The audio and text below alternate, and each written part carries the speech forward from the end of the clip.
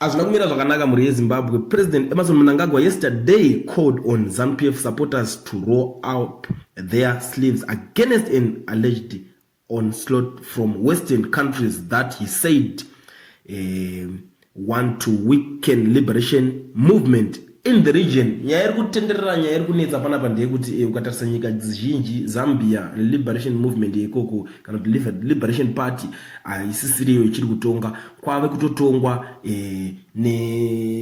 yanga iri opposition yeikoko yava ichilema. Ukaenda kuMalawi iko zvinezvi yanga imbori liberation movement zvekare ikoko hakusisina, yava kutonga yanga itori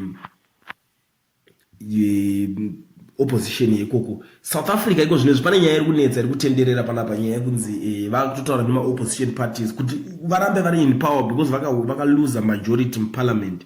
So panapa ndo nyaya iri kuzotaurwa panapa pari kunzi Mnangagwa made the comments weeks after South African National Congress ANC lost its parliamentary majority for the first time since the end of apartheid in last month's election.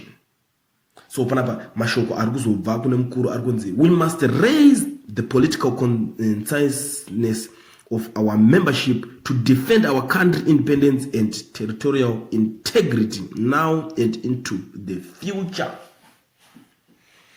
Because vakuona kuti anytime ma opposition parties vari kuya zvine power, saka vari kuona kuti anytime panogona kungoitika chidavado, panogona kungoitika anything, you know, zvinhu zvaizvo kuti ma opposition parties vanopinda vachingochinjana vachingotonga, zvinhu zvokuti zvinoitika kunze tingati kumhiri kwemakungo kunana Europe chichi nedzimwe nyika ndokuti apinda ada anongotonga. But kunoko kuAfrica vane belief yekuti vanhu vakarwira nyika, because nyika dzekuAfrica dzakacolonizwa, saka pane vanhu vakazotanga kuita politics kuti vatanga kumhanyisana nevanhu vakacolonizwa, ma parties akasunungura nyika, vanga vari pa forefront kusunungura nyika ndo ma political parties iwo akaita sana ZANU-PF, ukaenda kuMozambique kune Frelimo, ma parties akaita seiwayo ndo ari kunzi avari kutaura nezvama liberation movement kuti tofanira kuti tingwariro even paZimbabwe panapa kuti tirambe tichiita kuti zvinhu zviende mberi, because tisatorerwo neopposition.